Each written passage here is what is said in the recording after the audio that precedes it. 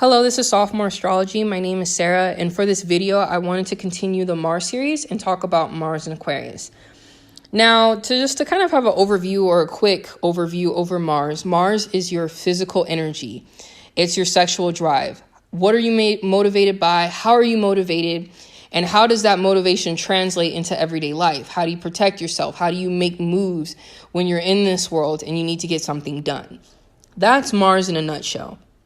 Now, Mars and Aquarius, I feel like is a good combination. And the reason why I say this is because Aquarius is ruled both by Saturn and Uranus.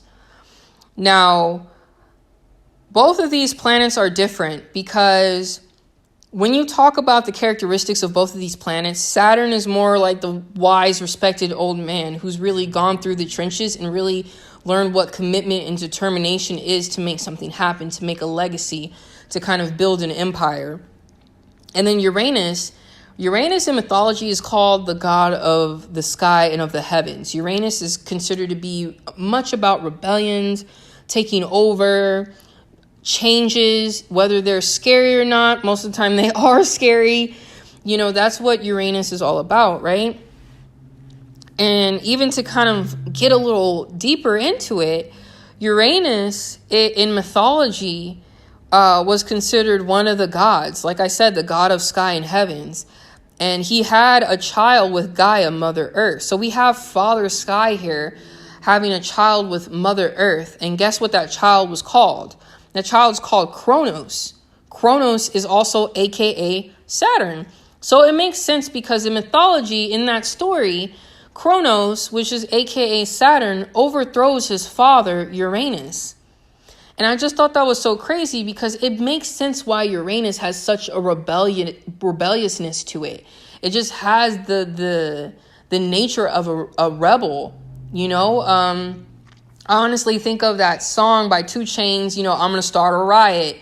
You know, that song, that song is definitely a song you hear in the gym because it kind of makes you want to throw some tables up in the air and have them flip over and stuff like that. It makes you kind of want to just knock things over because things have been tried and true for so long that there needs to be like a change or something like that. There's a need for change. And with Mars, of course, Mars is very comfortable with destroying things. And a Mars in Aquarius will, not to say they destroy everything, of course, depending on your aspects and also too just who you are as a person. It's not like that everyone wants to destroy everything who has a Mars in Aquarius, but that nature within yourself, you might feel like there's a need for change, especially physically.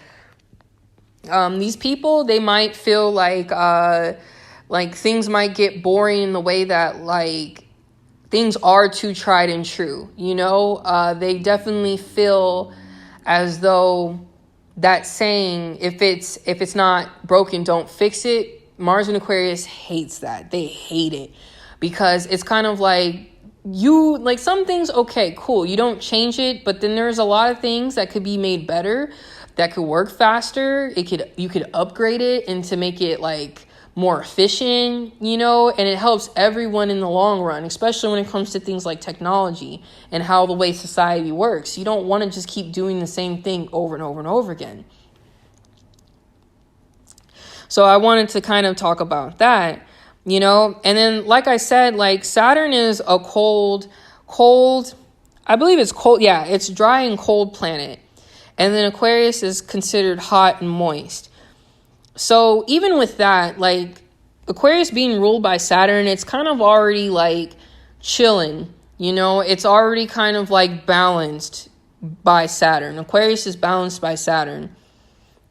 And then Uranus also, too, is considered I think because Uranus is the god of heavens and of the sky, I'm thinking air and I'm thinking dry, you know. So I feel like Uranus is a cold, dry planet. And putting that, you know, Mars in Aquarius with these 2 planets in this sign, the 2 planets backing up this one sign, Mars is hot and dry. So I kind of feel like Mars is tempered pretty well with this sign. But I also say don't get it twisted because I know that Mars and Aquarius people might be quick to help. But also, too, like I said, there's a light and dark to everything. And a Mars and Aquarius person, I kind of feel like can be a little crazy, especially with how they protect themselves or when they're like agitated. I feel like these people can be very, very crazy. They're not crazy like a Mars and Gemini, because Mars and Gemini is sporadic with their craziness. You know, they're not really doing anything that other people haven't done. They're kind of doing, they just do more. You know, it's like doing the most. Mars and Gemini does the most when they're upset or agitated, versus a Mars and Aquarius will just do something so out of the box, so left field, so crazy that it just leaves everyone else like, why did they do that? I never thought to do something like that. Where did that even come from? I feel like also too, because Mars and Aquarius is more of it's an air sign, so they might protect themselves verbally. And I think the difference between the other signs, I feel like Mars and Libra, that placement, it's just like Libras might take so long to say something by the time that they're ready to kind of go to bat with someone that, you know, the moment's already gone. That's like someone who stumbles on their punchline or stumbles on like having something to say back to a person immediately after they say something crazy to them. So I kind of feel like a Mars and Aquarius will definitely hurt you with their words. They definitely will protect themselves with their words. These people will definitely say something that's very cutting and very rooted to the point where you might think about yourself. Like if they hit an insecurity, you'll be thinking about that insult for the next couple of weeks. So I kind of feel like these people are like kind of unpredictable, and they might hurt you in a way that you didn't think that they observed about you. So that's also very, like, that's important to remember as well. But then also at the same time, it's like, even though Aquarius is ruled by both Uranus and Saturn, and both these planets are like on the outer skirts of the solar system, it feels like a very old, old sign, but it also has this new kid on the block feel. You know, it might cause reactions with people to be like, who do you think you are? You know, but I think Aquarius is very like a conundrum in the fact that it feels very new, but it's also very old at the same time. I think that's very interesting as well.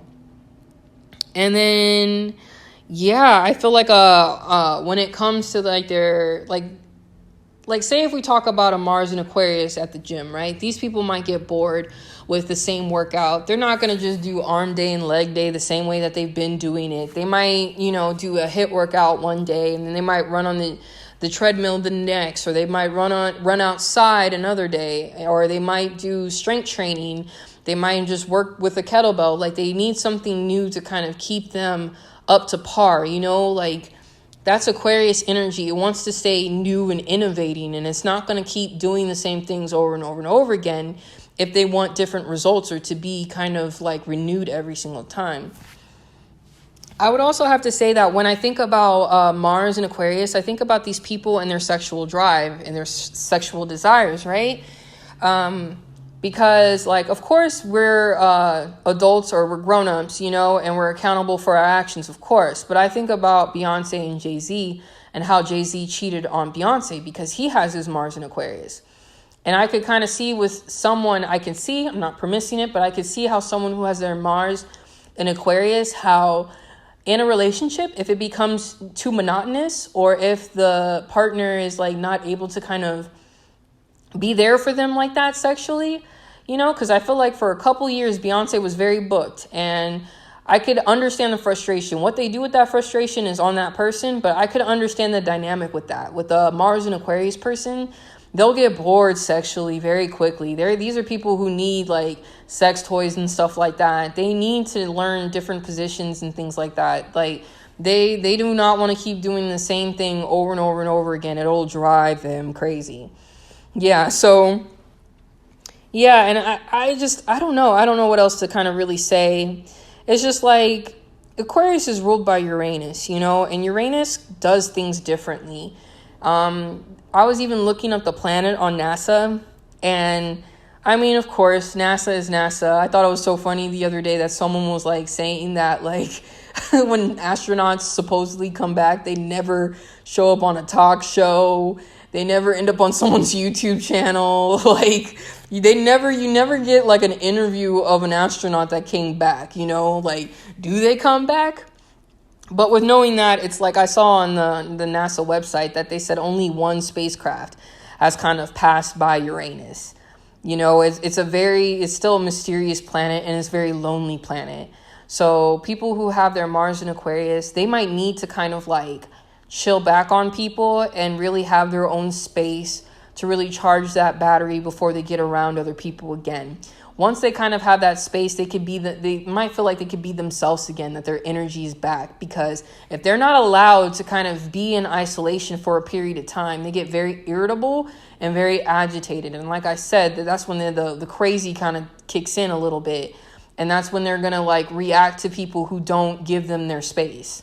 So if anything, a Mars in Aquarius will get very they will start to get very feisty if they're not given their space, you know. So that's definitely Mars in Aquarius, in my opinion. You know, these people are very like dynamic people. Their physical energy is definitely different for sure, and it's just like these people have the spirit of like being like a pioneer and an adventurer, and just understanding that there are new things to kind of go towards and make things happen and things like that. These people will make things happen in a way that maybe no one has done before. So that's very inspiring. But yeah, that's what I would say about Mars in Aquarius, you know. And if anyone has this placement, let me know if this resonates with you, or if there are aspects that maybe you feel kind of gives you a different like vibe, or kind of makes you feel a little bit different versus what I said. I want to know. And then also too, follow me on Instagram. I also have a website where I post a blog every Wednesday. It's about astrology, and I just posted one about tarot. If you want to learn how to kind of get into tarot, I have that.